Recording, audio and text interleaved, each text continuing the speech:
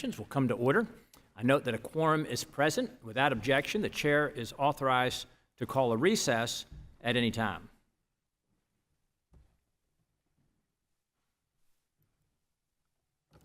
President Biden's radical labor policies have damaged fair and open labor relations between employers and employees and are fundamentally reshaping the labor landscape.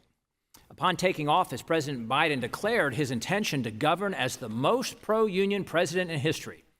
Well, President Biden has kept his promise and proven to be the most partisan, big labor president since FDR. And the nation is worse off for it. Today, we will examine the three main ways in which unions have been emboldened under this president's leadership to pursue bad faith organizing tactics.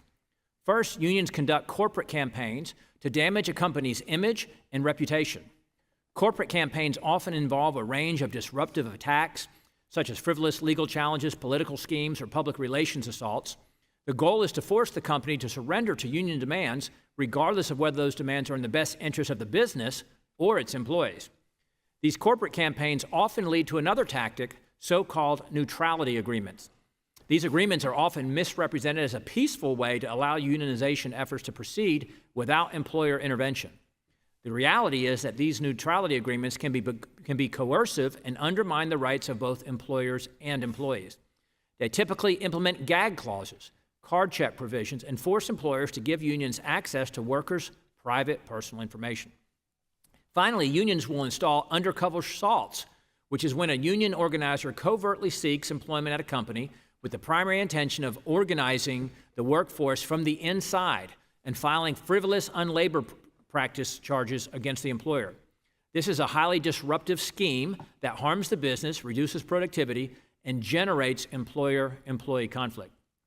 These tactics do not align with the principles of a fair and open organizing process. The Biden administration's promotion of many of these unfair schemes are yet more examples of their efforts to facilitate power grabs by union bosses. Fortunately, President Biden's favorability is cratering with union households. The American people are seeing Biden's big labor bias for what it is, anti-worker and anti-business. In fact, polls show that union households have shifted 6 points towards President Trump since 2020. The American people understand that President Biden's economic policies actually harm working-class families. The biggest factor in raising workers' wages is a strong economy, like what we had under President Trump's leadership, not the hyperinflation-causing policies known as Bidenomics. Going forward, we should ensure that both employers and employees can express their views openly and honestly in a labor dispute and allow any negotiations to be conducted in good faith, absent union intimidation. With that, I yield to the ranking member for his opening statement. Thank you, Mr. Chairman. Thank you to the witnesses. I'm tempted to quote Ronald Reagan, there you go again. Trickle down will work for everybody, just trust us. But I guess I did do that. I apologize. But I wish we could focus on a strong economy where it benefits everybody. It's pretty clear that when workers have a voice, whether they be unionized or not, and clear to me that the union movement helps union members and non-union members to have that voice at a time where we're at the highest level of inequality in the history of this country, where the average union worker's hourly wage is about $23 an hour, but the average wage of the Fortune SP 500 corporations is almost $9,000 an hour. In 1965, when union membership was at its highest and our economy was amongst the best it's ever been in history, there was a clear correlation between the pay for CEOs and their workforce. It's now only almost 400 times the average worker. In those days, it was 3 times. So something is amiss. I'm for fair organizing, legal organizing, and I think the vast majority of the people in the union movement do that. If they can talk honestly to their members or their prospective members, then we can have a fair conversation. And high road employers realize that. They realize their workforce is the essence of their success. And I knew that when I was a small business owner. And I had been a union member before I was a restaurant owner. I understand the importance of the relationship between the workforce and the profitability of a business, whether it be small or S&P 100. I believe both can prosper. As a matter of fact, I think both must prosper in the United States of America for it to work for everyone. The folks who make this country work are the folks that are asked to defend this country in its moment of need through history. If they don't feel part of the overall e pluribus unum, out of many one, then it doesn't work, and that's what's happening right now. And that's what President Biden and we are attempting to do. Given the title of this hearing and the chairman's opening statement, it feels that this is designed to be another in a series of hearings undermining workers' right to organize and collectively bargaining, not making sure that the rules are clear to both parties and that they both adhere to them. Let's make one thing clear: workers are their union. When my colleagues and their large corporate allies attack unions, they are attacking workers who are seeking a better life and want to achieve the American dream. They are attacking people like Priscilla, a union cook in San Francisco. After joining Unite Here, Local 2, of which many years ago I was a member of, Priscilla and her co-workers' collective action helped them win family health care. She also won job security. Priscilla says, "My union contract gives me a sense of security that I'm always going to be able to provide for my family." It's not just Priscilla who benefits through her union. Research consistently shows that when workers band together to have a voice and exercise their right to organize, they have higher pay, better benefits, and safer workplaces. And research also shows that non-union workers benefit from it as well. In fact, the average median union worker is paid approximately 20% more than the median non-union worker. And in the private sector, union workers are 26% more likely to be offered health insurance through work, 12 to 15% more likely to have paid leave, and 53% more likely to have defined pension plans, benefit pension plans. Unions also help grow the economy from the bottom up and the middle out and increase economic mobility for historically underserved and overlooked communities. As we fight for the equity and justice in the workplace, unions uplift workers' voices and push for better, safer working conditions. Unfortunately today, right-wing billionaires just can't get enough. They've funded organizations, and Republicans are attempting to weaken workers' rights to organize and collectively bargain through anti-worker legislation. Not only is the majority fighting to gut workers' rights and ability to win a strong contract, they also want to tie the hands of employers who voluntarily choose neutrality and respect their workers' choice on union representation. Companies like Microsoft and Akash Systems recognize that you don't have to fight your workers tooth and nail. The Vice President and Deputy General Counsel of Microsoft said its neutrality agreement with the Communications Workers of America, quote, reduced friction, it built relationships with our workers, end quote. She even recommended other businesses rethink neutrality agreements and respect workers' choice. For all the majority's talk of restrictions on employers, they are now meddling with an employer's ability to facilitate a positive relationship with organized workers. For the employers who want to be high-road employers. The focus of this hearing also completely ignores the primary obstacle that workers face in exercising their freedom of association: aggressive and pervasive union busting. The reality is that many unscrupulous employers, not all, not the high-road employers like Microsoft, are threatening, surveilling, and firing workers for their union interest and activity without any meaningful repercussions because of the lack of civil penalties on the law in the severely underfunded National Labor Relations Board.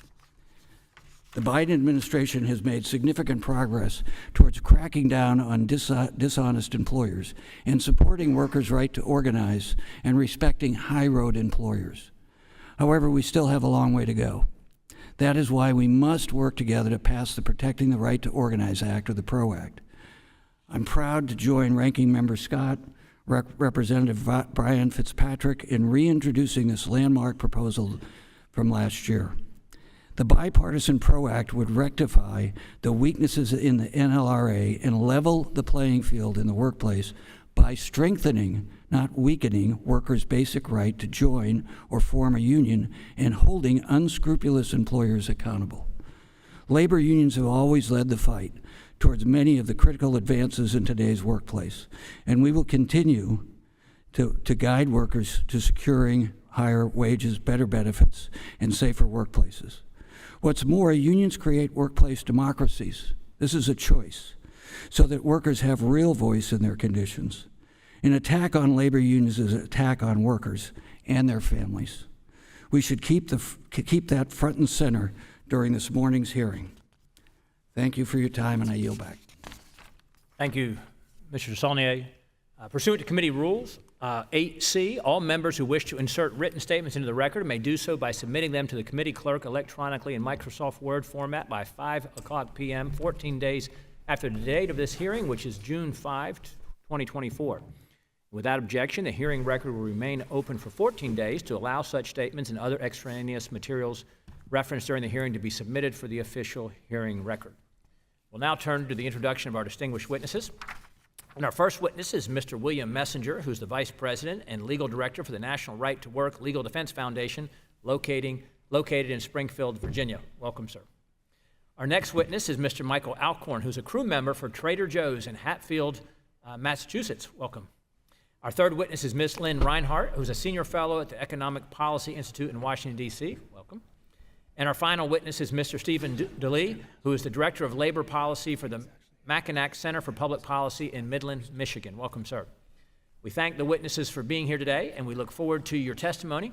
Pursuant to committee rules, we would ask that you limit your oral presentation to a 5-minute summary of your written statement. And we'd also like to remind the witnesses to be aware of their responsibility to provide accurate information to the subcommittee. And I will now recognize Mr. Messenger for 5 minutes. Chairman Good, Ranking Member Saulnier, members of the subcommittee, thank you for the opportunity to testify today. The point of my testimony is straightforward. Secret ballot elections and free speech are far superior to card checks and censorship. But before discussing that point, I wanted to note that an individual's right to choose whether to associate with a union shouldn't be put to a majority vote at all, regardless of the process. The First Amendment guarantees to every person an individual right to choose what organization he or she affiliates with. We don't put to a vote what church people must belong to, what political party they must affiliate with, what advocacy group they must be a part of. It's an individual choice. That same principle should apply to unions. Whether any worker associates with a union should be that individual's choice and not a collective decision. Unfortunately, federal law collectivizes that decision. Federal labor law provides that workers must accept union representation if, at some moment in the past, even if decades ago, a majority of workers in the workplace supposedly supported the union. And what's more, federal law authorizes forcing workers to pay dues to that union even if they don't want to be a member. I submit this is inconsistent with basic precepts of free association. And at the very least, Congress should pass the National Right to Work Act and guarantee that every worker at least has the freedom not to be forced to pay dues to a union to keep their jobs. However, if the government is going to persist with its collectivist approach, at the very least it can provide workers with a democratic process for choosing or rejecting a union. And at a minimum, this means secret ballot elections and free speech.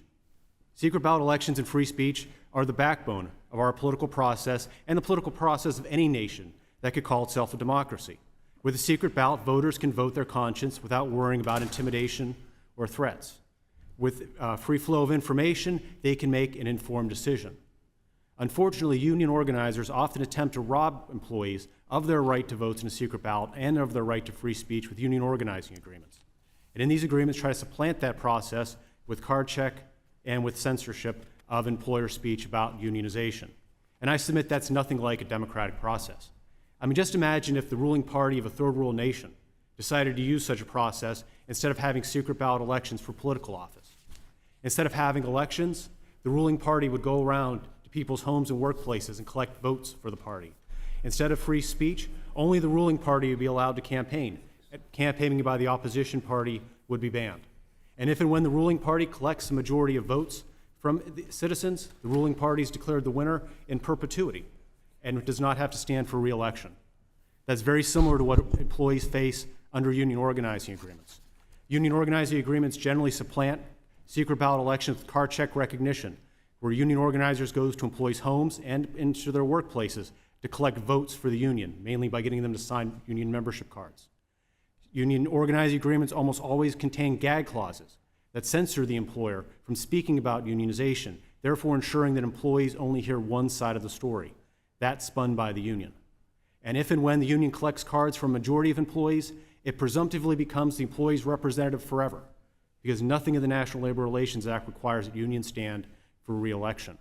I submit this process is nothing akin to a democratic process that would be allowed in any sort of political democracy. And unfortunately, the Biden National Labor Relations Board is getting into the act and also trying to repress secret ballot elections and free speech, even though the NLRA favors both. The National Labor Relations Act favors secret ballot elections and does not mandate card check. And in fact, Congress, you've repeatedly refused to amend the National Labor Relations Act with the PRO Act and other things to mandate card check. Yet the Biden NLRB is trying to do an end run around Congress by mandating card check with its CEMEX decision, under which it's now an unfair labor practice, according to the Biden board, for an employer to refuse to recognize a union based on cards. Turning to free speech, the Supreme Court has recognized that the National Labor Relations Act favors a robust, open, and wide open debate about labor disputes, and that employees have an implicit right to receive information about unionization. But notwithstanding what the National Labor Relations Act is supposed to do, the Biden NLRB is cracking down on employer speech as much as it can and trying to suppress any speech that it deems critical of unions and of unionization. I submit this is wrongful. The American workers deserve secret ballot elections and free speech, not card checks and censorship. Congress can make that a reality in a variety of ways. There are several bills pending.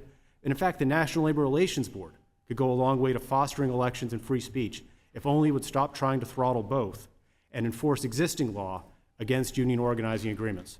I submit the board should try to be part of the solution instead of be part of the problem. Thank you, Chairman Good, and I look forward to answering everyone's questions. Thank you. We'll now recognize Mr. Alcorn for 5 minutes.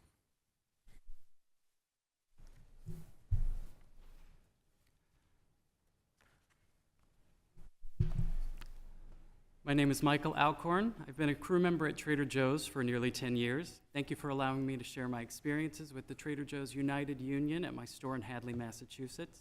Prior to the campaign, I had no firsthand experience with unions. My only thought on unions was that they looked like a positive unifying force. The realities I experienced both during and since the union campaign were not positive nor unifying. From the beginning of the campaign, everything was very one-sided. Pardon me, I'm going to ask you to pull that microphone a little bit closer to you so we can hear you better. If you would. Bring it right up. Can you? Yeah, we're having trouble hearing you there. Should I start again, or? Yeah, let's restart the clock and let him go again, please. Okay, thank you so much. From the top. My name is Michael Alcorn. I've been a crew member at Trader Joe's for nearly 10 years. Thank you for allowing me to share my experiences with the Trader Joe's United Union at my store in Hadley, Massachusetts. Prior to the campaign, I had no firsthand experience with unions. My only thought on unions was that they looked like a positive unifying force. The realities I experienced both during and since the union campaign were not positive nor unifying. From the beginning of the campaign, everything was very one-sided. The organizers used with us or against us tactics that did not promote all voices, but only the union position. I first heard about the unionization efforts from a coworker in May of 2022. They told me our conversation must be kept confidential or people might get fired. I responded that I didn't think we needed a union, but I'd be willing to talk about it. The organizer then told me that all we need to initiate a union election was for 30% of the store to say they'd be willing to have a union election, and then we could talk about it. I stated that I would support an election because I thought that there would be some sort of a meeting where we would all get together and discuss this. That never happened. A few days later, the organizers petitioned for an election, claiming they had majority support and that Trader Joe's should recognize this union without a vote. This would have forced many of my coworkers into a unionized environment without any prior knowledge or the ability to be a part of making that decision. I was lied to by the organizer. They misrepresented what was really needed in order to have a union election, which is 30% support for a union, not an election. To this day, I wonder how many of my coworkers might have gotten the same deceptive pitch and signed union cards. The day the petition was filed, the organizers made inaccurate and incomplete press releases, creating false narratives about our workplace to promote their own agenda and personal vendettas. We did not appreciate these few coworkers portraying our workplace in a negative light. It was extremely disheartening and embarrassing. Our customers were supportive of our rights to organize, which we appreciated, but we wanted them to know that the union campaign was not representative of all of us. I asked the organizer why they didn't come speak to all of us about our experiences before putting out a one-sided video. They said they had to do it this way and that you have to surprise the boss when organizing a union. This really upsets me because up to this point, I worked in a positive, civil, and respectful workplace. It wasn't just surprise the boss, it was organize in secret and surprise your coworkers, and then make them feel like if they don't vote for the union, they don't care about their coworkers. When some of us attended an informational gathering hosted by the organizers to ask questions, we were promptly called anti-union. Some coworkers were told that they might be racist if they don't vote for the union.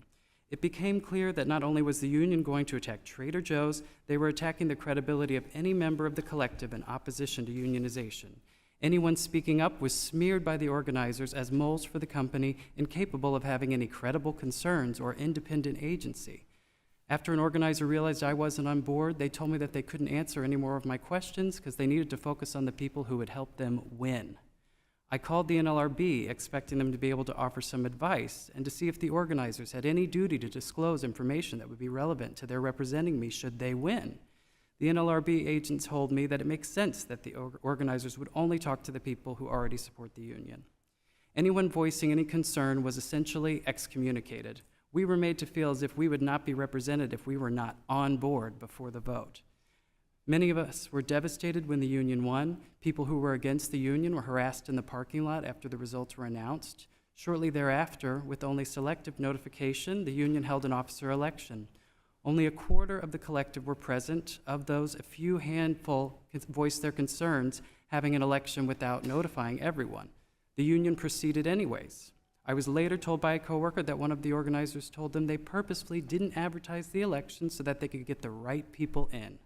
When I spoke to the Department of Labor, I was told that while they do have strict rules to guarantee fairness in union elections, they could not guarantee fairness in this election because it was a new union. In my research, I couldn't find any oversight as to how a union creates a constitution, so it seems as if the union can elect whomever they want, however they want, and create the law and power structure of the union without the consent or even knowledge of the collective. All the intimidation and pressure has been a lot for us to take. We've begun to collect signatures to decertify this union.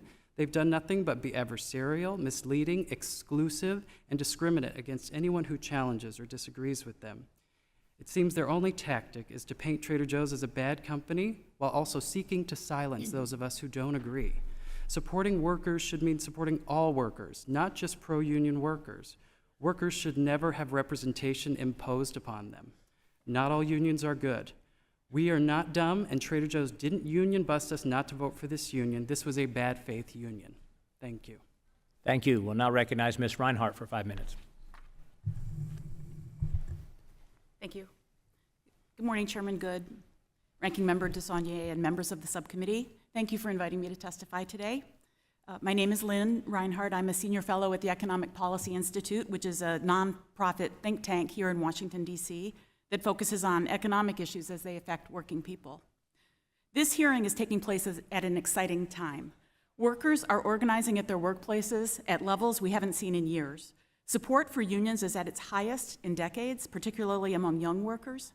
Union membership has increased in each of the last 2 years. Workers are filing more petitions for union elections and are winning a higher percentage of elections. They're seeing the gains that unionized workers have won at the bargaining table, such as higher wages, an end to two-tier wages, and more, and workers are taking action to win these same sorts of improvements at their own workplaces. Research tells us that tens of millions of workers would choose union representation today if they had the chance. Unfortunately, our labor law is stacked against them because it gives employers too much leeway to interfere when workers try to organize, and there are literally no monetary penalties for going over the line and breaking the law. 2 recent union election campaigns help illustrate my point. Last Saturday, the National Labor Relations Board announced that 1,700 workers at Disneyland, who work as costumed characters like Mickey Mouse and Donald Duck, voted overwhelmingly to unionize with Actors Equity. Disney has a long history of working with unions. It's my understanding that Disney did not run a campaign against the union, but left the choice to workers, who voted overwhelmingly to unionize. Leaders of the organizing drive said it was a win-win situation. They said, quote, "You can be pro-Disney and pro-union at the same time." The day before, the NLRB announced that workers at 2 Mercedes plants in Alabama had voted against unionizing with the United Auto Workers. Unlike Disney, Mercedes, which has a long history of working with unions in Europe, reportedly engaged in an intense anti-union campaign with daily anti-union messages, regular anti-union captive audience meetings, firing and retaliating against union supporters, and more. These campaigns wear workers down, as one worker was quoted as saying, quote, "Everyone is just sick and tired of it." Mercedes' conduct is being investigated by the German government for violating German law, and charges have been filed alleging that Mercedes violated US labor law. But if the NLRB finds that Mercedes crossed the line and illegally interfered with their workers' organizing rights, Mercedes will face no monetary penalties under US law. None. There has been a lot of talk today about employee free choice and the suggestion that an NLRB election is the best or perhaps only way to assure employee free choice about whether to unionize. But under our law, the NLRB election process does not necessarily provide a fair choice because of the employer anti-union campaigns leading up to the election that our law allows. Imagine an election for public office when only one party had direct access to the electorate and could communicate with the electorate every day leading up to the election on work time about their preferred candidate, while the other candidate was relegated to talking with voters in the parking lot or on the street, while voters were leaving their shifts and trying to get home or trying to get to work on time. That's hardly fair, but that's our system. And then there's the subtle or not so subtle pressure about how things will get worse if workers choose to unionize. These employer campaigns are incredibly powerful and effective, and employers know this. Because the bottom line is that workers don't want a fight with their employer. They want a union and a collective voice to make their jobs better. That's why we should support employers and unions coming together to reach agreements on how organizing campaigns will be handled.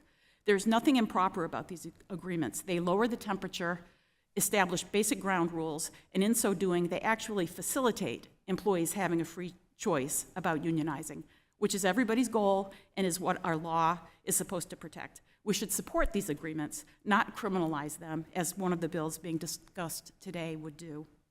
In sum, workers want unions. Unions help all workers, both union and non-union, in winning better pay, benefits, and fairness on the job. We all saw the UAW bump, the pay raises that non-union auto plants gave their workers after the UAW's historic contracts last fall. We should be focused on ways to make it easier, not harder, for workers to exercise their rights to form and join unions. Passing the Protecting the Right to Organize Act and the Public Service Freedom to Negotiate Act would be a great place to start. Thank you, and I'd be happy to answer your questions. Thank you. We'll now recognize our final witness, Mr. DeLee, for 5 minutes.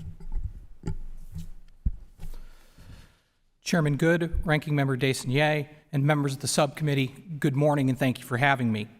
My name is Steve DeLee, and I'm Director of Labor Policy for the Mackinac Center, a 501c3 research and educational organization that advances the cause of free markets and limited government.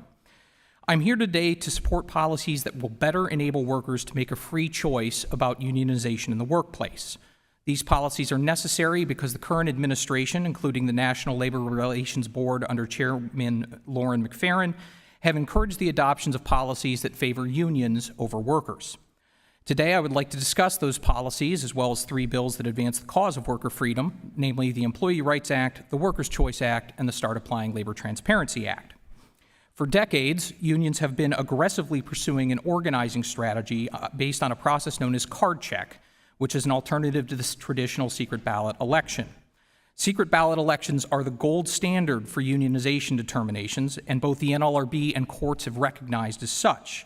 Despite this, unions have aggressively pushed for card check. Card check occurs in public, which itself puts undue pressure on employees. While this pressure alone is a problem, a far more troubling issue is that card check campaigns open the door to deception and coercion. Past union tactics have included threats of violence, deportation, and even lying about the effect of signing a card. Whether it be through deception, coercion, or pressure, card check campaigns necessarily distort employees' true opinions about unionization. One technique unions use to avoid secret ballot elections is to convince or to coerce employers into entering into so-called neutrality agreements. Although styled as an agreement by an employer to maintain neutrality throughout a unionization campaign, these agreements silence employers and deprive employees from hearing all of the facts regarding unionization. To obtain neutrality agreements, unions often turn to a tool known as a corporate campaign. A corporate campaign occurs when a union attempts to accomplish labor goals through economic or legal pressure. In some cases, corporate campaigns have even caused businesses to close entirely, an outcome that has been praised by union organizers. Shutting down a business as a message to other non-union businesses might be a win for unions, but it does little to help the workers who end up unemployed. Another example of the unfair playing field in labor law is known as salting. Salting is the union practice of hiring workers to create discontent amongst employees while encouraging unionization. And while employers are required to file detailed reports on their consultants, unions are not. Congress should level the playing field. Workers' rights to a fair election are under threat. The most significant legislative threat to the secret ballot is the PRO Act. Under the PRO Act, employers accused of interfering in an election must prove their innocence or risk being ordered to bargain based on card check. This is particularly problematic thanks to the NRB's recent decision in Cemex. The ongoing attacks against workers' rights to a free and fair election have not gone unnoticed. Ongoing efforts at both the federal and state levels are advancing the cause of worker freedom. At the federal level, the Employee Rights Act, the Workers' Choice Act, and the SALT Act are all meaningful steps towards ensuring workers have a free and fair choice about unionization. While the ERA advances several policies, the most relevant to my testimony today is its guarantee of a secret ballot election. The Workers' Choice Act ensures that workers opting out of union membership have the chance to represent themselves in employment matters. The SALT Act, meanwhile, ensures that unions and employers are treated equally. I urge the passage of all three acts, which, together, will eliminate many of the concerns that I've identified today. The states have also recognized the importance of ensuring workers can make a fully informed choice about unionization. In 2023, Tennessee became the first state in the nation to adopt a law requiring secret ballot elections as a condition of economic development funding, with both Georgia and Alabama quickly following suit. These states are at the forefront of pushing back against federal overreach and are ensuring workers can make a fully informed decision about unionization. Congress should heed this growing chorus of state voices and enact common sense reforms to protect workers. The Employee Rights Act, Workers' Choice Act, and SALT Act are all significant steps in the right direction and should be adopted. But Congress can and should go further and ensure that labor law as a whole is premised on the principle of truly voluntary association. I thank you for the opportunity to testify before you today, and I look forward to answering your questions. I want to thank our witnesses. Under Rule 9, we will now question witnesses under the 5-minute rule. I will wait to ask my questions later. First, I'd like to recognize Mr. Wahlberg from Michigan for 5 minutes. Thank you, Mr. Chairman. Thank the panel for being here today. This is an important topic, and it goes around and around and around. It comes back, goes forward, comes back. Nonetheless, good to have you here today. The National Labor Relations Act was created by Congress to provide a level playing field between employers and union leaders, but most importantly, it was designed to protect the right of work-free and informed decisions about whether they want to join a union. Unfortunately, as Mr. Alcorn stated so clearly in his testimony, there are cases where information is being misrepresented and workers are being deceived during a unionization drive. So I appreciate the committee holding this hearing today to discuss tactics that sometimes go against democracy in the workplace very clearly. Mr. Daly, thanks for being here. I sure appreciate the Mackinac Center over the years, many years now, that I've been affiliated with your positions, sometimes positions that go against my party's policy. But you've taken a strong stance on the issue of law and policy that works within our Constitution. As you state in your testimony, secret ballot elections are the gold standard for unionization determinations. I agree, and as we all know in Congress, the higher the voter participation, the better. What I am concerned about is data showing that in multiple union elections, less than a majority of employees participated. Specifically, in 2023, there were 146 elections in which less than a majority participated, and 44 elections in which less than 1/3 of the employees participated. This is concerning because in these cases, a small minority of workers determine workplace representation, which may not reflect the true wishes of the majority of workers. Mr. Daly, does the National Labor Relations Board require a certain percentage of employees to participate in an election? Generally speaking, no, Representative. The National Labor Relations Act says that the elections have to be conducted by a majority of employees in the unit, but that definition has been stretched over the years, and I can give you an example. Most recently, in Riverside, California, there was an election at a Starbucks franchise. That election was won by the union with 11% support. There were 28 workers at that franchise. 3 voted in favor, 1 opposed, 24 abstained, and that union stands a good chance of being recognized anyway. So we've gotten away from a point where at least a quorum of employees even are voting on this issue. Okay. Does the current National Labor Relations Board have policies to incentivize high voter participation among a potential bargaining unit, Mr. Dilley? Yes, they do. So for the past several years, the NLRB has been advancing both mail-in ballots and more recently electronic ballots. And this is despite the fact that statistics have shown that these reduce voter turnout relatively significantly. In Asperius and Keweenaw, which is a 2020 NLRB decision, even the NLRB recognized that those statistics show that when you do remote voting, you lose out on a lot of the participation. So by encouraging that, you're discouraging a truly representative election. And then finally, what benefits do you think could be gained by having a minimum threshold for participation in representation elections? Well, I think that would be very consistent with the original purpose of the Act. I mean, when you're talking about unionization, it's supposed to be representative of the will of the majority of employees of a workplace. Well, if you have an extreme minority voting and making the determination for the majority, you lose out on that level of democratic support. So I think at the very least, the quorum of employees should be necessary in order to have a union recognized. Thank you. Mr. Alcorn, thank you for being here. You mentioned in your testimony you tried to get basic pros and cons, both sides of the issue on unionizing Trader Joe's. How did Trader Joe's United organizers react to Trader Joe's crew members requesting information about the union? As I stated in my testimony, they were pretty dismissive of us and were trying to silence our questioning as soon as they could, which is why I felt the need to call the NLRB, because I didn't really know what our rights were in this moment. They seemed to also intimidate our workplace into making us feel like we couldn't even discuss these issues with our mates in the store. And we have really good relationships in the Trader Joe's. It's a different setup than maybe other workplaces. And so it was really hard for us not to be able to have those conversations with our mates. Yeah, thank you. I hope in future your experience changes. Thank you. In a proper way. I yield back. The gentleman from Michigan yields. I now recognize the ranking member for the purpose of questioning the witnesses. Oh, Ms. McBath, excuse me. Ms. McBath from Georgia, I now recognize you for the purpose of questioning the witnesses. Thank you, Mr. Chair, and thank you, Ranking Member DeSaulnier and your staff, and to our witnesses. Thank you so much for being with us today.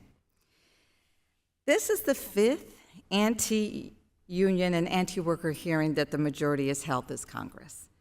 And it's no coincidence that these are coming at a time when unions are successfully organizing and negotiating in some of the most difficult places in the country.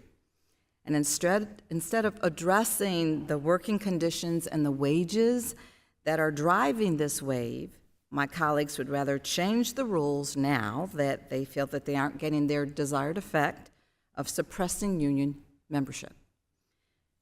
Regardless of what you may hear from my Republican colleagues today, the deck is stacked against unions and working families.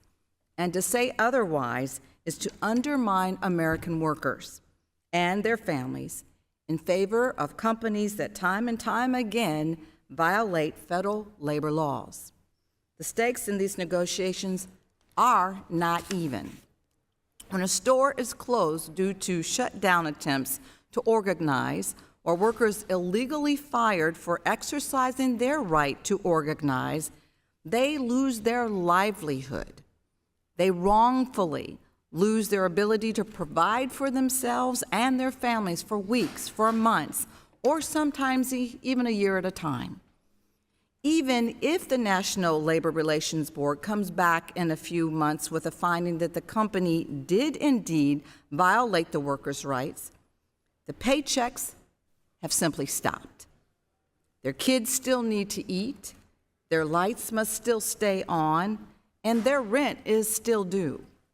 Despite violating the law, the company has removed a worker who was legally just simply exercising their rights in the workplace, all at zero cost to the employer. The stakes are far higher for workers and their unions. These families live under the very real threat that their employer could simply shut down the store or fire them just simply on a whim. They are held to the expectation that they will still have to do their best work with that knowledge, while they wait and hope that they have enough money saved up to hold themselves over until they can find another job.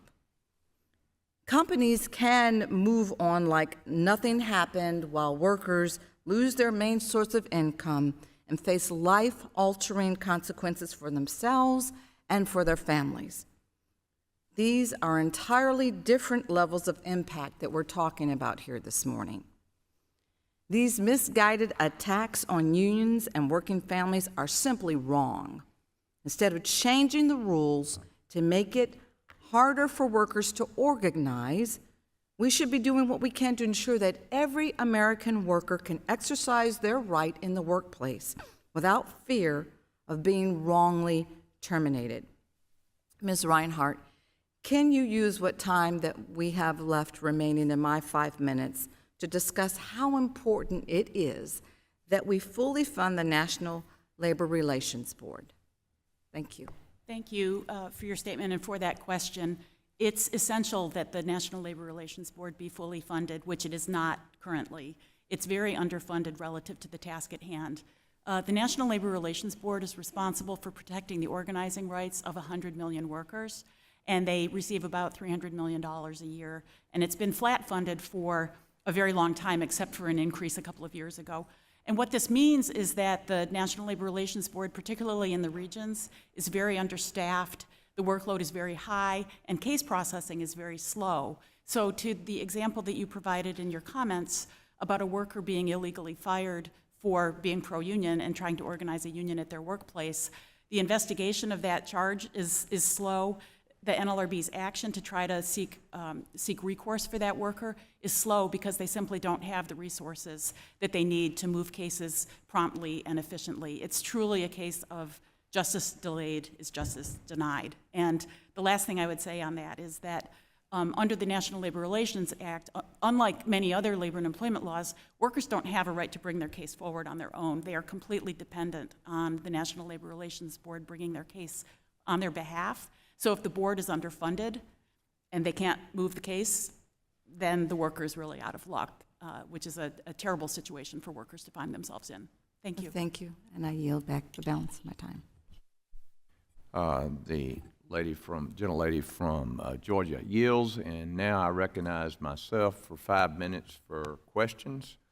My home state of Georgia has been named the best state to do business in some 10 years in a row. We are a right-to-work state, which, Mr. Alcorn, that means that if you have a good job and you want to keep that job, that you do not have to pay union dues to keep that job. What this administration is attempting to do and has been attempting to do, along with every Democratic administration, is to apply the PRO Act throughout the entire country, which means that Georgia would no longer be able to have a right-to-work law. The modern workforce is entrepreneurial, and employees are competing for this modern workforce are very innovative in their approach to recruit and retain top talent. Mr. Delu, today's discussion has focused on the tactics that unions use to undermine workers' rights to a secret ballot and limit free speech during the unionization process. My bill, the Employee Rights Act, contains several provisions that promote free and fair union elections, including guaranteeing secret ballot elections. Can you discuss how the Employee Rights Act helps protect workers from coercive union tactics? Yes, Representative, and first of all, thank you for your leadership on that bill. As you mentioned, one key provision of the Employee Rights Act is the protection of the secret ballot, which, as I said earlier, is the gold standard for union elections. It allows workers to make their choice outside of the public eye, free from any potential coercion or intimidation. But the Employee Rights Act goes further than that.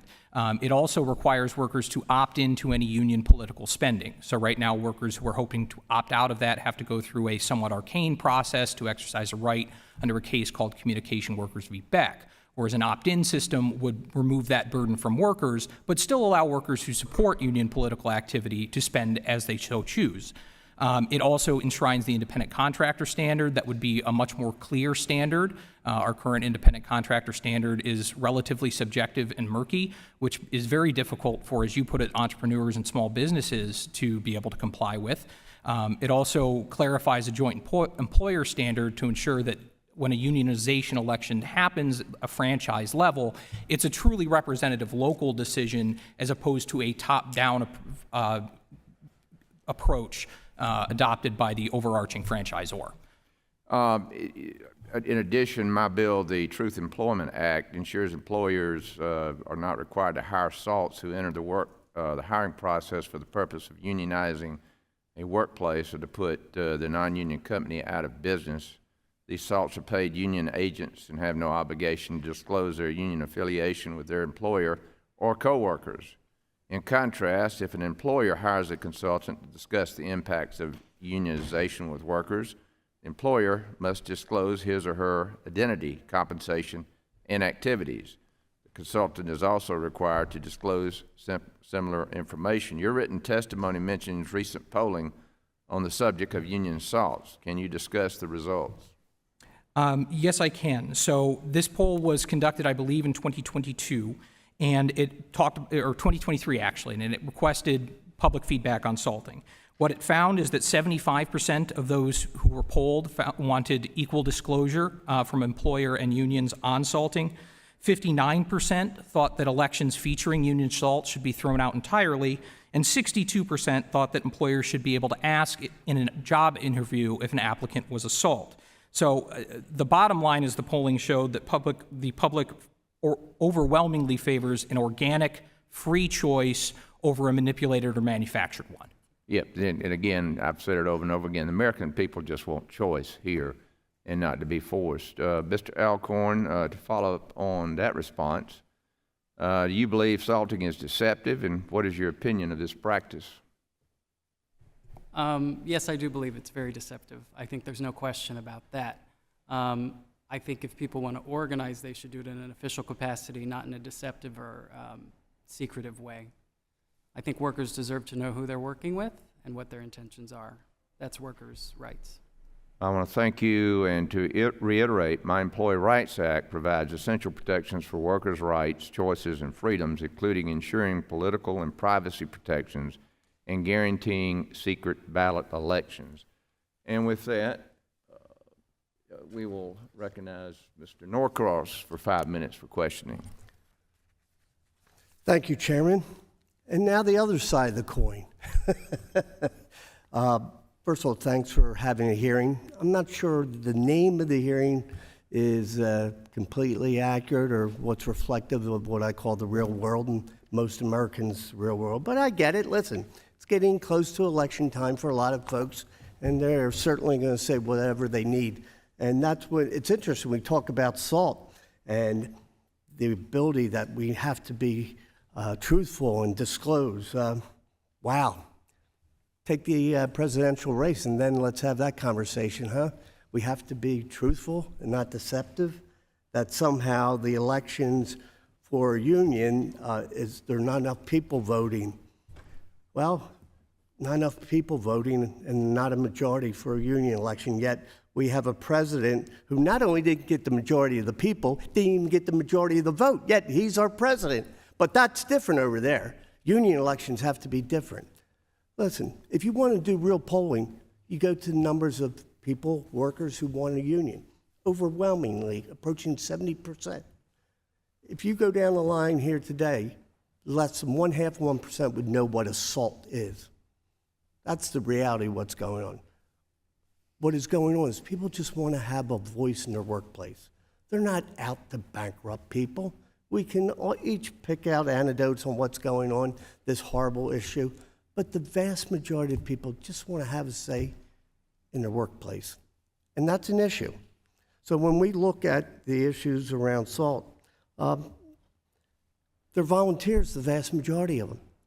Just people like you and I who want to go in and be treated fairly. And that sort of leads me to my first question is how can you explain to this committee, and this is from Ms. Reinhardt, salting, just like workers' union, is not aimed at hurting employers, and it's not. I was a SALT. I'm not sure anybody else in this room can say that. I was a SALT before they even called them SALTs. But talk about that. Their cause, their purpose is not to hurt an employer and put them out of business, but just to have a voice. Could you elaborate on that, Ms. Reinhardt? I'd be happy to, thank you. That's exactly right. People hire on as SALTs to organize a workplace, not to damage a business. Damaging a business does no good to the business or the workers at the business who want the business to succeed, to continue to be employed, to hopefully have the business make a profit so that maybe they can share in some of that profit. So I really think that it's a false premise that the reason SALTs go into a workplace is to damage the business. SALTs go into the workplace to talk to workers about the idea of unionizing and improving their lives through having a collective voice.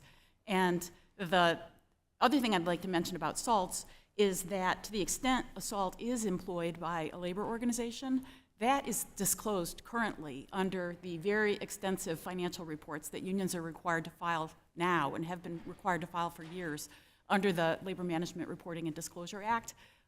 These are very detailed reports, and every employee and their salary and their name is disclosed in these reports that are filed today. So there's a great deal of disclosure that already goes on. Legislation to require more disclosure really isn't needed. The last thing I'd like to say on the topic of salting is that one of the bills that's being discussed would actually legalize discrimination against workers for being pro-union. That's what legislation allowing employers not to hire SALTs would be, is legalizing discrimination against people because they're pro-union. And that just completely undermines the premise of our labor law, which is that workers ought to have a free and fair choice to be pro-union and to organize their workplace. So I hope that's responsive to your question. Well, it does, and it doesn't change having a SALT that is involved in no way impacts or changes whether or not an employee would vote for a union or not vote.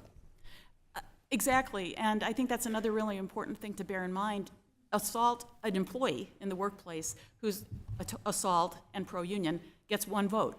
That's it. Other workers get one vote. The SALT does not vote for other workers, so it's one vote. It's one person, one vote. So when I was unemployed and was an electrician, we were between jobs. There was a contractor who I know was interested, their employees, in being union. I went down and applied for a job. That ended up creating the beginning. Not only did that employer voluntarily sign with our union, but I ended up a 30-year relationship with that employer that salted from the very beginning. It's not to put them out of business, it's to bring us all together. And with that, I yield back the balance of my time. Thank you. We'll now recognize Dr. Fox for 5 minutes. Thank you, Mr. Chairman, and I want to thank our witnesses for being here today. Mr. Messenger, in your written testimony, you discussed the differences between the traditional or bottom-up organizing process and top-down organizing tactics. Can you discuss how top-down union organizing tactics undermine an atmosphere of free and open debate leading up to a union election? Thank you for the question, Dr. Fox. The simple answer is that one of the aims of almost any top-down organizing campaign is what unions euphemistically call a neutrality agreement. But the key to neutrality is a gag clause on employer speech. And so the result is, in any kind of organizing campaign, only the union can campaign. Only the union can put out its information. The employer's speech about the downsides of unionization, what may happen, is completely censored by that gag clause as a result of top-down organizing. And so as a result, most employees don't have information on both sides of the story when they're making a decision. And of course, under most neutrality agreements, they're not making that decision at all in the privacy of a voting booth, but rather doing so in the teeth of a union card check campaign. It's very important that they understand both sides. Mr. Alcorn, during the Trader Joe's United campaign to organize your workplace, the union promised to be an independent union powered by crew members. Do you believe the union's leadership has lived up to this promise and given individual employees a voice in how the union operates? I do not. This union has been riddled with secrecy. They go to the bargaining table without discussing what they're doing with any of us. I was getting mixed messages about something that did happen at the bargaining table from multiple unions. Will you pull that mic a little closer to you? There Yes. you go. I was receiving conflicting messaging from union leaders about something that was going on in bargaining, and the union leaders said that anybody could come to the bargaining table. They wanted everybody to have a voice. So me and a few of my coworkers did attend the bargaining to observe what was going on, and we were not pleased with everything we were seeing, and we're discussing that with coworkers back in the store. And then the next time we went to observe the bargaining, they told us we couldn't be there. And when I asked why they had changed their mind on who could come to the bargaining, I asked the lawyer. They called hotel security on us to ask us to leave. We weren't disruptive at all. We were just there to observe what they had been doing. And they are not forthcoming with the information. They did not discuss the salaries they would be taking home. I found the financial documents on the Department of Labor website, and I asked people who are very close to the union leaders if they knew about the salaries that they'd be taking home, and they said, "What salaries?" And when I posted what these salaries were, the union president then said, nobody really cares about the salaries. This is a non-issue because we're not accepting dues. But I'm wondering why they think all the money that they're raising on representing us, they can just do whatever they want with. Thank you very much. Mr. Delay, the United Auto Workers Union just lost an election at a Mercedes plant in Vance, Alabama. While the election was ongoing, media reports indicated the U.S. government may have reached out to pressure the German government regarding Mercedes' stance toward the election. Can you discuss what you know about this unusual action by the Biden administration? Thank you, Dr. Fox. I'd be happy to. The reporting on this is still very fresh, so the details are still forthcoming. But Bloomberg has put forth a number of articles suggesting that someone in the Biden administration, perhaps DOL or some other entity, reached out to Germany specifically to discuss the organizing campaign, and that somehow resulted in an agreement between Germany and the United States to promote unionization. We also know that the European Council, which handles the European Union's international issues, has been involved in this as an investigation, and that now Germany has filed some degree of unfair labor practice charges. The details are still emerging, so it's hard to say for sure, but this would be extremely concerning if true, because you're putting essentially the full force of the federal government behind one side of a private labor dispute, and that would be significantly concerning for me. Yeah, unfortunately, given the actions of this administration, it would not be too hard to believe the reports, because the actions of the administration has been in all cases to tip the scales in favor of the unions, and it's supposed to be neutral. Thank you, Mr. Chairman. I yield back. Thank you, Dr. Fox. We'll now recognize Ms. Manning for 5 minutes. Thank you, Mr. Chairman. As we all know, this country is experiencing a historic swell in organizing, which has benefited thousands of workers across the country. In my own district, we have just seen workers at Thomas Built Buses secure a new contract which included significant raises and increased job security for the workers. And those are great workers who are proud to build energy-efficient electric school buses for school districts all across the country, thanks to the bipartisan infrastructure law, which we passed in the last Congress under President Biden's leadership. Thomas Built Buses have more orders than ever and are working hard to provide clean energy school buses that will help our environment. We've heard some interesting testimony today. I think we just heard a conspiracy theory, and we've heard some very negative testimony about the very existence of our labor laws, as well as accusations that unions are actually detrimental to employees and employers. Ms. Reinhardt, can you talk to us about benefits that the employers get with a unionized workforce? Thank you. I'd be happy to. And a lot of what I'm going to say comes from a comprehensive report that the Department of Treasury put out last year on the importance of unions to building and maintaining a middle class in our country. That report goes into detail about the benefits that employers enjoy from having a unionized workforce, which include things like less turnover. Turnover and recruiting and replacing employees is very expensive, and unionized employers have less turnover because their employees tend to be more satisfied with their jobs and their working conditions and the fact that they have a voice. Unionized workers tend to be more productive than workers at non-union facilities, and so employers enjoy that advantage. And then they also get the advantage of having a way to engage employees collectively on issues that are facing the employer and the employees. So new technology, innovations at the plant, they have a way of organizing input to the employer on the issues that they're facing as they try to grow their businesses. So these are just a few of the advantages that unionized employers enjoy. I would add the morale issue, which comes about for many reasons, but one of them is that through having a union and a collective bargaining agreement, the rules covering the workplace, pay, and ground rules are all written up and they're transparent. So everybody knows what the rules of the game are, and that helps with employee morale because they know what the rules are and there's less arbitrary random treatment in the workplace. So those are some of the advantages. Thank you. And we all know that when employers don't pay a livable wage, families struggle to put food on the table, they struggle to pay their rent, they struggle to pay child care. So a livable wage, which unions are able to negotiate, helps us reduce dependence on government subsidies that some of my colleagues are so concerned about. Ms. Reinhardt, the courts have repeatedly upheld neutrality agreements. The NLRB has even upheld that national labor policy favors the honoring of voluntary agreements reached between employers and labor organizations, and that the board will enforce such agreements, including agreements that explicitly address matters involving union representation. Can you speak to why the courts and the NLRB have supported the use of neutrality agreements and find it consistent with the purpose of the National Labor Relations Act? Absolutely.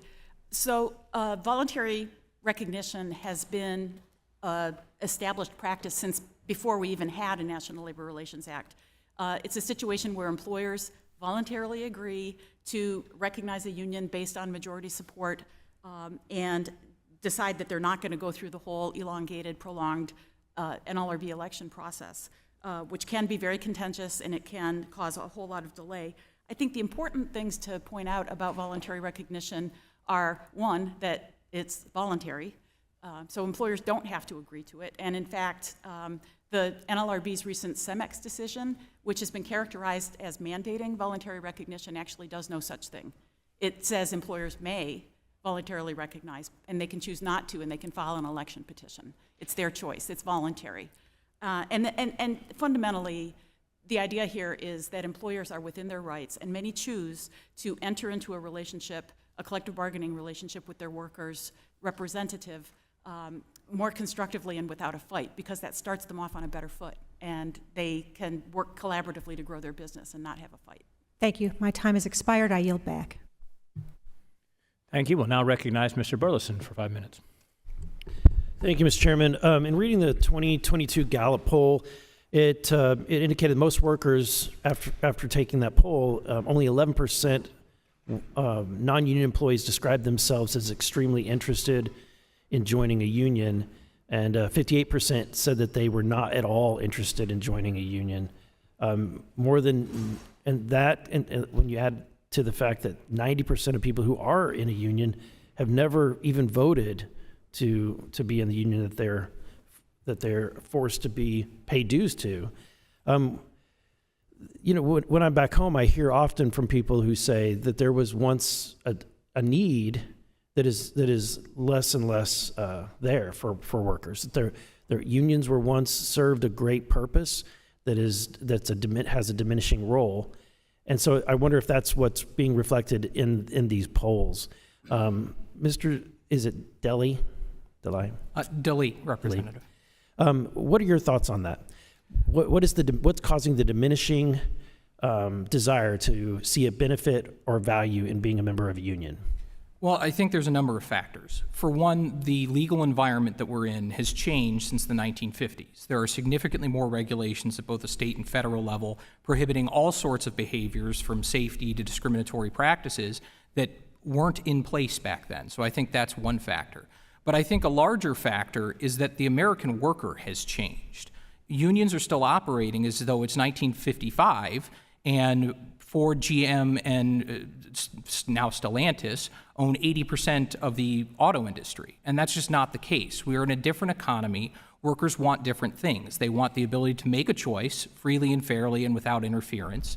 And they want that choice to be meaningful, but they also want independence and a direct relationship and workplace flexibility and work from home and a whole bunch of things that just aren't conducive to a one-size-fits-all approach to how you regulate a workplace. And the once promise that that once you unionize, then everyone's salaries go up, you get better salaries, better benefits. That's not necessarily the case, is it? I mean, statistically, it's not necessarily the case. No, I mean, I think when you look at studies, sorry. No, I apologize for interrupting.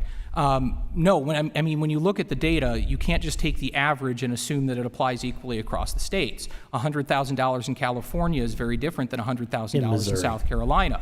And so when you adjust for cost of living and various other factors, the evidence is largely inconclusive. There are some studies on one side that say there's a minor improvement. There are some studies on the other that say, no, it's actually a minor detriment. So I don't think this is a panacea where you can say, oh, all of a sudden you have unions and this creates a higher wage environment. I don't think that's accurate or borne out by the literature. I know that in Missouri at one point there was a study that was done that was very intriguing because Missouri is surrounded by mostly states that are right to work. And when you compared the salaries of people that were living inside the border of Missouri compared to the counties that are just outside of the border, it was startling how much people actually make more money in the right to work states just across the border in Missouri. My other question has to do with people's decision and whether or not to join. Of course, in right to work states, often the argument is that they are receiving a benefit. That if they choose not to join the union, they're receiving some benefit. They're the free rider. I call it a captive rider situation. Can you talk about how the impact of the bill, the Workers' Choice Act, might impact that decision and actually benefit the workers? Absolutely, and I'll try to be brief. So the issue that we have is one of exclusive representation. If I'm a dissenting employee in a unionized workplace, I can't negotiate my own terms and conditions of employment. On the union side, the argument is that's a free rider if I don't pay. I'm getting all of the contract benefits and I'm not paying anything. On the employee side, I'm a forced rider. I'm being forced to accept benefits and terms that I may not want and that I think I can do better. What Workers' Choice does is it eliminates that problem by saying, if you don't want to be part of a union, negotiate your own terms, and unions, you only have to represent those employees who are actually paying you. So it's a great solution to an age-old problem in labor law. I think it's a fair thing all around. Thank you. Thank you, Mr. Chairman. Thank you. We'll now recognize Ms. Hayes for 5 minutes. Thank you, and thank you to all of our witnesses for being here today. This is, again, the 5th hearing that this subcommittee has held to attack the rights of workers to organize and collectively bargain. While Americans are advocating for better wages, safer workplaces, and more secure retirements, this committee has focused our energy on unions and union members who make up less than 7% of the private sector workforce. The average union worker is paid about 20% more than the median non-union worker, is 26% more likely to be offered employer-sponsored health insurance, and up to 15% more likely to have paid leave. This does not mean that forming a union is right for every worker in every workplace. Mr. Deli, I happen to agree with you. That's why it's important for local workers to be able to weigh in on the conditions that they want to bargain for. Unionizing is a democratic process, and it's up to workers to decide by majority vote. It's interesting listening to all of my colleagues on this committee because every single one of us got here by the democratic process and a majority vote. We don't invalidate results if turnout is low. If people do not want a union, we want to protect the right for them to show up and vote no. But the idea that if a minority of employees vote, then the union should not exist, that's not how we're here. That's not how democratic processes work. Every worker deserves the opportunity to weigh in, and that's what, and tell us, and tell their employer what they think is best for themselves.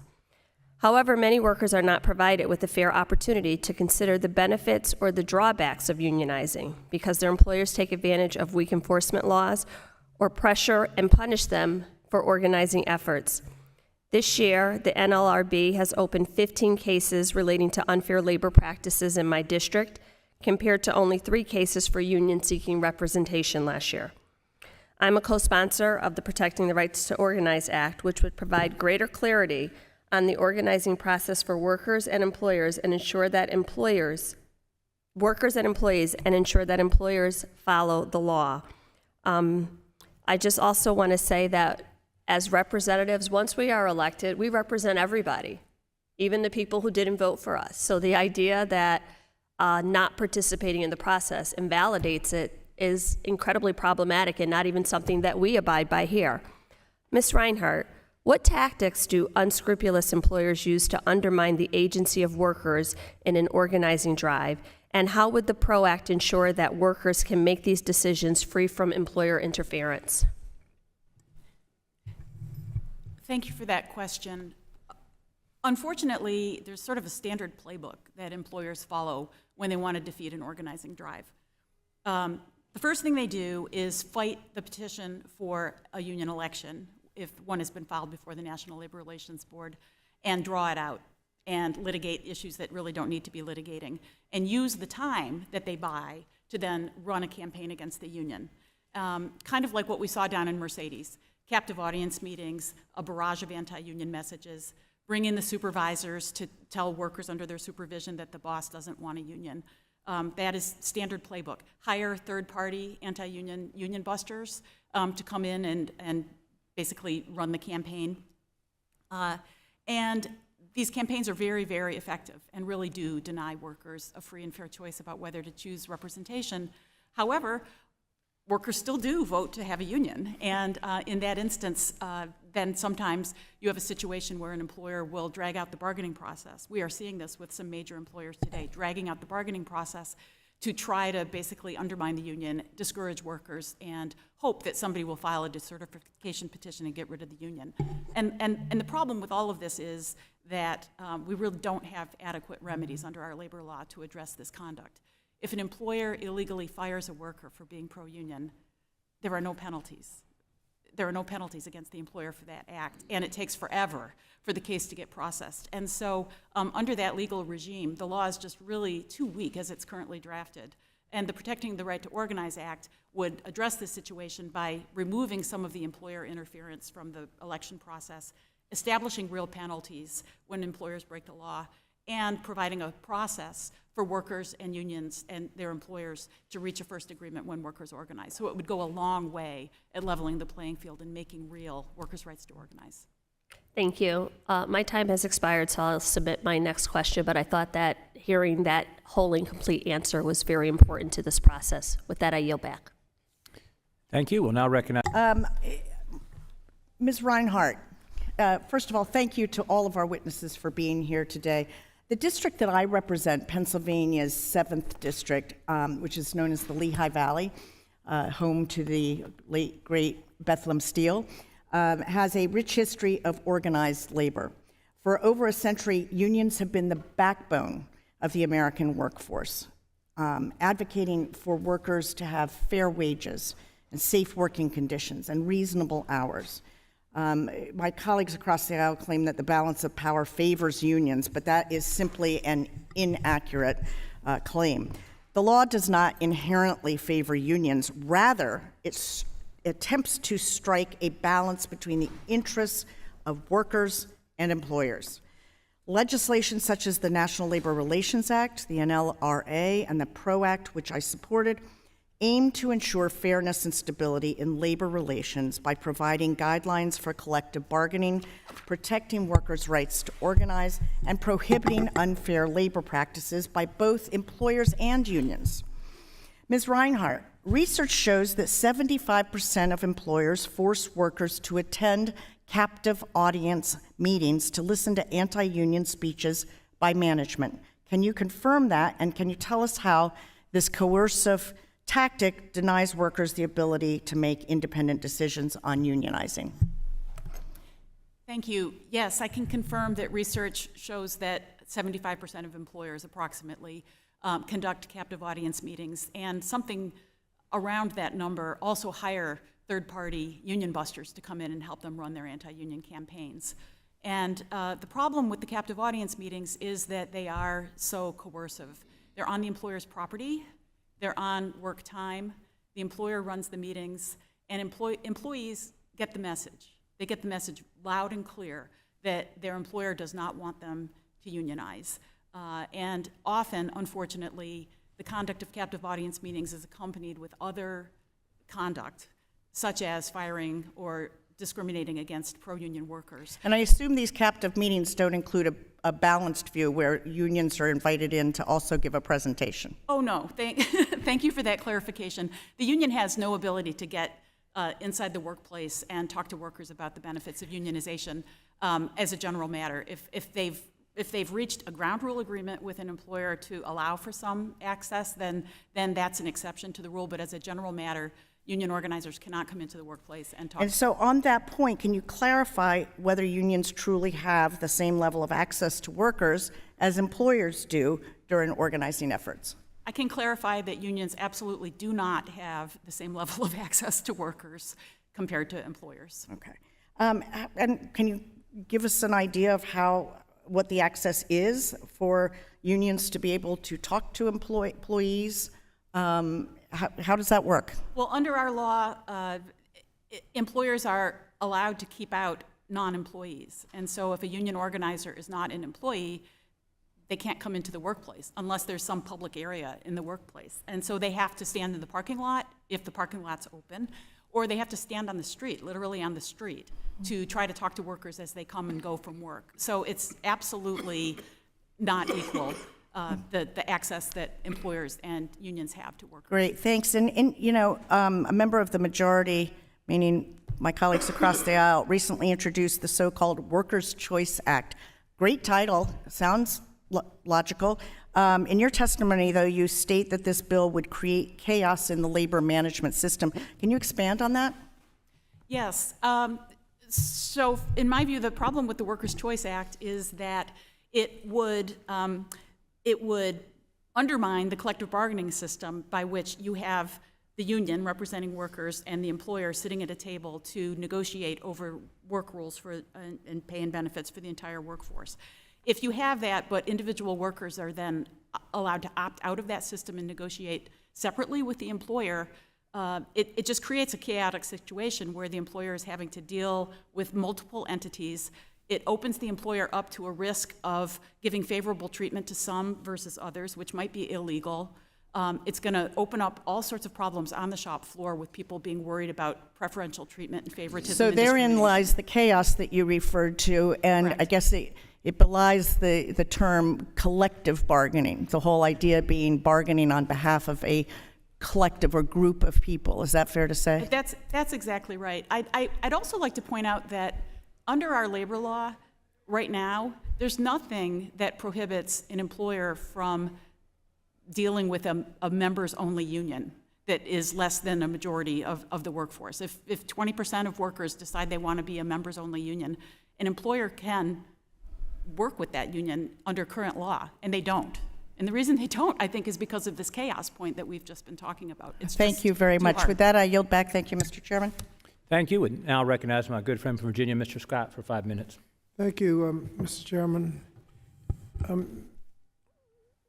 Ms. Reinhart, we've heard about tipping the scales at the National Labor Relations Act. Is the National Labor Relations Act neutral about whether or not you should encourage joining unions?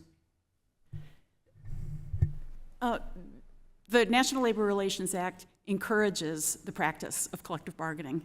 So the law itself is not neutral. The law itself encourages forming unions. The law absolutely encourages the practice of collective bargaining. The law is also very clear that it's up to workers to choose, but the policy of the law is to encourage collective bargaining. It's not neutral on that point. What does it say about the employer's right to influence the decision of the employees to join a union? And if they decide to join a union, which union to join? What is the employer's right to influence that decision in the National Labor Relations Act? The National Labor Relations Act establishes that it's workers' choice. Employers are, under the law, allowed to express their opinion about unionization, which is where these captive audience meetings come in, where they express their opinion very clearly that they do not want a union, but they're not allowed to make threats against workers who are choosing to unionize. Now, you mentioned penalties for firing workers and unfair labor practice. What is the penalty for, could you say again what the penalty is for illegally firing a worker who's trying to organize a union? It's zero. There are no monetary penalties under the National Labor Relations Act for illegally firing workers, none. The only thing that the employee would owe would be back wages minus what the employee could have earned outside. That's correct. The National Labor Relations And Board can impose. If they get a job outside and make as much as they were making, there's nothing. Then there's no back wages owed.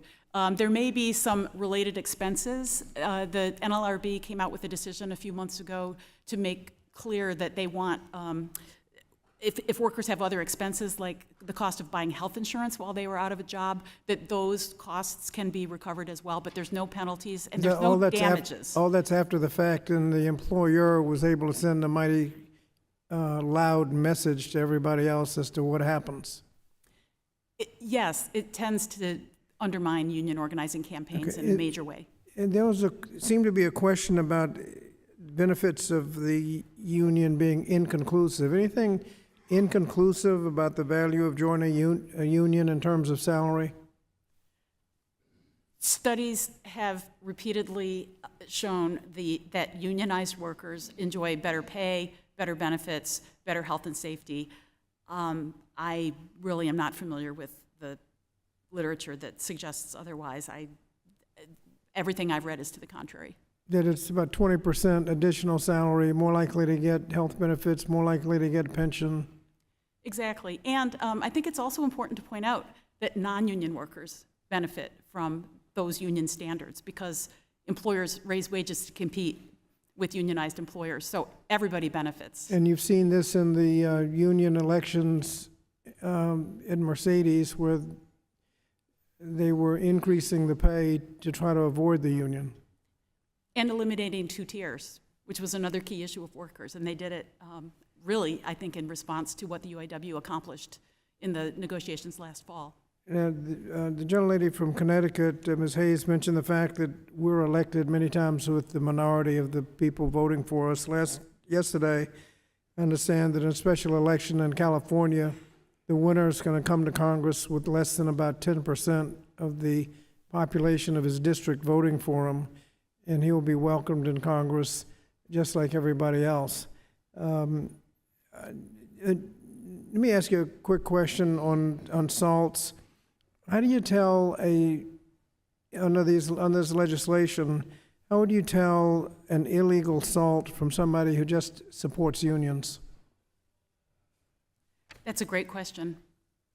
I don't know. I guess the employer would have to interrogate the worker. You discriminate first and ask questions later. Discriminate first and ask questions later. I think that's right.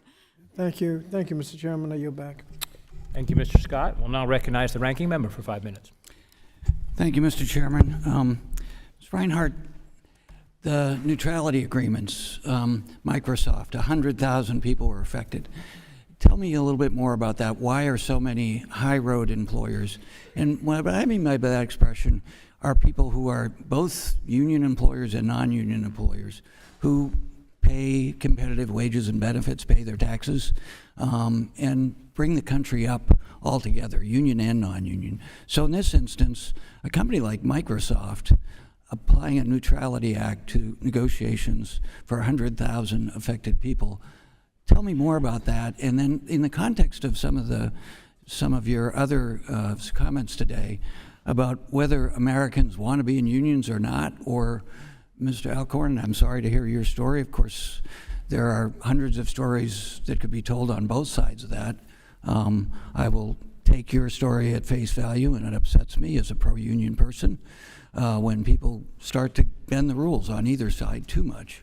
Elections do have sharp elbows involved, but we try to comply with the law. So neutrality acts go ahead of that, go back to the culture of what's good for the employer is good for the American people, not just what's good for the General Motors corporate executives. Thank you, Congressman. I really think it's important to always keep in mind that neutrality agreements and voluntary recognition agreements are voluntary and elective on the part of employers, and they enter into them for business reasons. And the business reasons could be that they're reading and hearing about the benefits of having a unionized workforce, about having their workers having a collective voice on the issues that matter to them. Employers are probably reading the polls and seeing that there's increased interest in organizing, that young workers want unions, they want to have a collective voice and have some input, and that perhaps it's in their business interest to listen to that and provide a process for workers to choose fairly whether or not to have representation and not get into a fight. I think those are some of the reasons that go into businesses deciding to enter into neutrality agreements, is that they're just realizing that workers want to have a collective voice and that in their business interest, they'd like to just accept that and move on that and not get into a fight.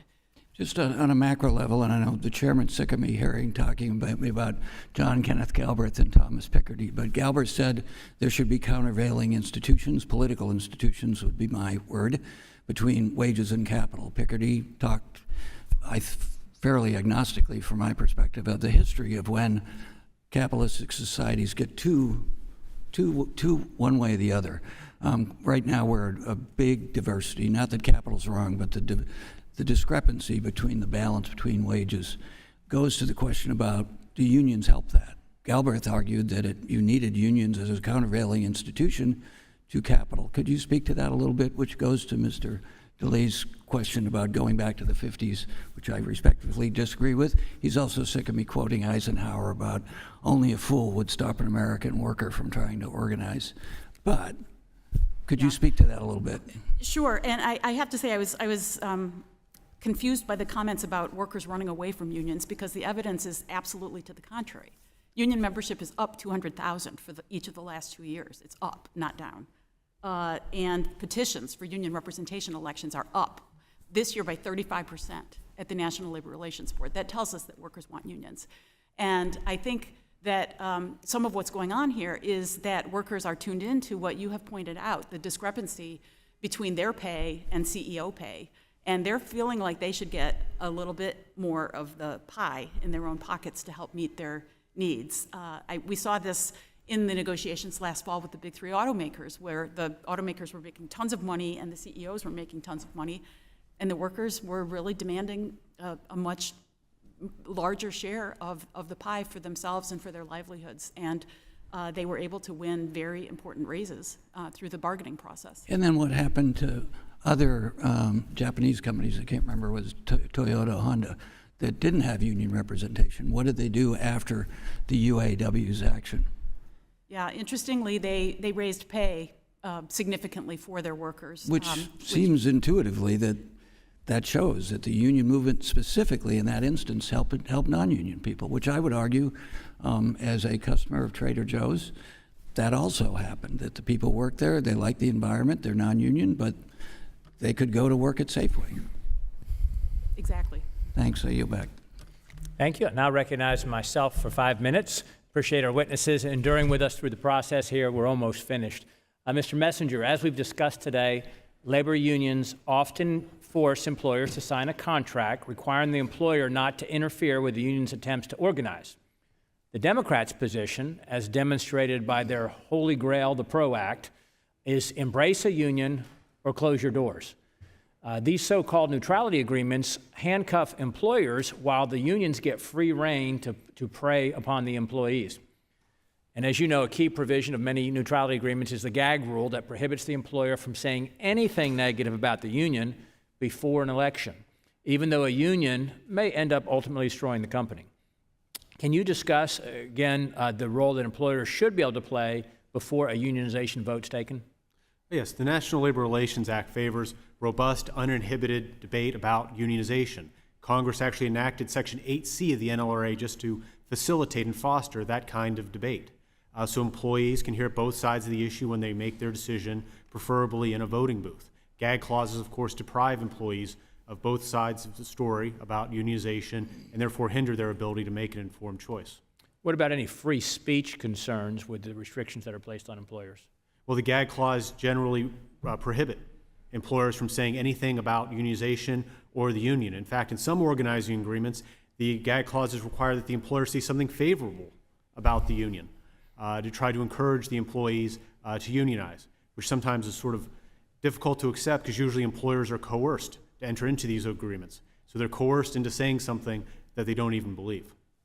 Another component of the neutrality agreements requires the employers to give the unions access to their business property and share the private contact information with the employees. How does this, again, facilitate intimidation by union bosses or union organizers of the employees? Sure, the personal information about employees, besides being a breach of their privacy to hand over to a third-party special interest, email addresses, personal cell phone numbers, and the rest, facilitate home visits. Union organizers can go to individuals' homes over and over and over again to try to get them to sign union cards. And then with respect to access to the workplace, it creates quite an impression on employees when all of a sudden the union is camped out in their break room, and it creates the impression that the employer wants you to do this by the fact that the union is there with the blessing of the employer. You, I'm sure, are aware, but my bill, H.R. 719, amends the Management Relations Act to make it unlawful for employers to provide any organizing assistance to labor unions, which would effectively end the practice of neutrality agreements. How do you think that my bill might help true employer-union-employee dialogue and debate in labor disputes? Well, the bill would make clear that organizing assistance is a thing of value under Section 302. So Section 302 makes it unlawful for a union to demand or receive any money or other thing of value to a union. The bill, again, makes clear organizing assistance can be a thing of value to a union. Now, right now, there's a circuit split over that issue. 11th Circuit says it is, 4th and 3rd Circuit says it's not. Now, my position is it's already a thing of value. There is no organizing exemption to Section 302. But again, there's a circuit split on this issue, and your bill would very helpfully resolve that split and make clear there is no organizing exemption to Section 302, and that it is unlawful for an employer to give things of value to a union that are valuable for organizing, such as a gag clause, which is really just control over the employer's speech, information about employees, access to the workplace, and other things. Thank you. There's been a lot of stats thrown around today, but despite the great lengths the Biden administration has gone to promote and support big labor, the Bureau of Labor Statistics shows private sector union membership is at an all-time low of 6%, something that Ms. Hayes, by the way, agreed with.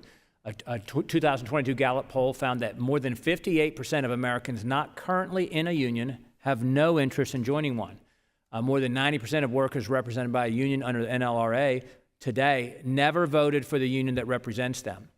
In 2015, unions represented 8 million private sector workers under the NLRA, and just under 500,000 of those, or about 6%, ever voted for union representation at any point in their careers and were still employed by the company in which they voted for the union. The remaining 94% either voted against the union, opted not to vote in the election, or more commonly, inherited the union previously certified as the exclusive representative.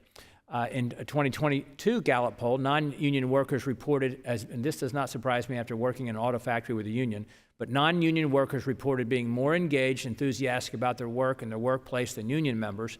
On the other hand, about 24% of union members reported being actively disengaged, unhappy, and resentful that their work needs were not being met. So with that, I will yield the remainder of my time and ask the ranking member to give his closing statement. Thank you, Mr. Chairman. It's a fascinating conversation.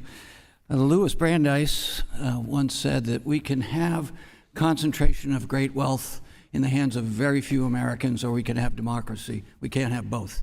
I would argue the latter has happened. The funding for our campaigns, presidential campaigns, and Citizens United is disproportionately towards people who have accumulated lots of capital and use it for their own ends. And a lot of them believe, quite honestly, that average people are not smart enough or capable enough to have free and fair elections and be engaged, whether it's in a union election, a city council election, or a presidential election. We hear people right now, running up to this next presidential election, saying that duly certified, proven through the courts presidential election was fake, wasn't accurate. Somehow we've gotten this view that you can be as greedy as you want to be, and that's okay, at the sacrifice, in my view, of working people. And I believe that average people can govern, but they're at a disadvantage. And to Galbert's observation, unions and organizing give average people a voice. They are not perfect. They are human institutions. So unfortunately, sometimes people don't do things that we'd like humans to do perfectly in organizing. But disproportionately, I would argue that corporate interests have now broken the laws that used to be in effect when the CEOs made 3 times what their average worker as opposed to 400 times, which is the world we live in right now. This is a good conversation. We have to stick by the letter of the law. People bend the law. But we also have to be mindful of what this country's about. It's about merit, hard work, and people being able to get their fair share. And right now we don't have that because the concentration of wealth is very disproportionate. And even conservative economists warn about that concentration of wealth. The way to get at that from a political instance is to give workers voices. And it's pretty clear to me that the union movement historically has done that. And not to dismiss the 50s or to go back to the 1860s, there are institutions in this country that have wanted cheap labor. That's the way it's been. But we've had a fight throughout our time to recognize individual choice and merit, but also and recognize that unfortunately human nature being what it is, that some people decide that their interests are everyone's interest. Unions are what represent everyone's interest as a political entity, as an economic entity. And that's why it's important that we give them the strongest voice legally that we can, which is working through the current system. And respectively, we have a very different perspective on that. Thank you, Mr. Chairman. I yield back. Thank you, and I thank our witnesses for sharing today. The fact is, unions are contrary to a strong economy. They cause inflated, non-competitive wages, massive cost increases, lower productivity. They cultivate anti-employer or anti-management attitudes, very unhealthy workplace environment. They protect unproductive workers, or worse.